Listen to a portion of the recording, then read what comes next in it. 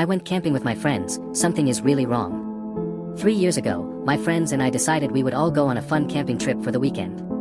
Like most friend groups, we had a group chat where we discussed plans and other random topics. Typically, our plans were made last minute. Somehow, planning ahead never worked out for any of us. Ironically, the more spontaneous the plan, the more likely it was to actually happen. So, you can imagine my surprise when we managed to plan a camping trip in advance, and it actually worked out. All of our parents said yes, and no one had any games or school commitments to worry about. We scheduled the trip for a Friday evening, planning to spend the whole weekend outdoors. When Friday finally came, we were all excited. Some of my friends brought tents and fire starting gear, while others packed safety equipment, just in case. The only downside? We had to hike a trail to reach the campsite. I had work that night, so I was the last one to start the hike. I got off at 8:30 p.m. and made it to the trailhead by 8:50. The hike would take an hour at most.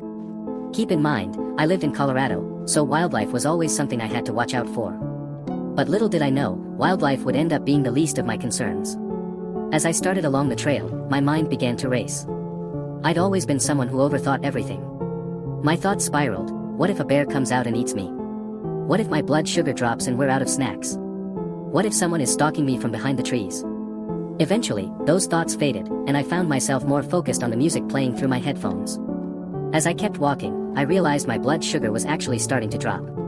I stopped for a quick snack break and sat down to rest. I've been a type 1 diabetic since birth. Ever since I was 18 months old, when my pancreas decided to retire early, my life has revolved around managing sugar intake.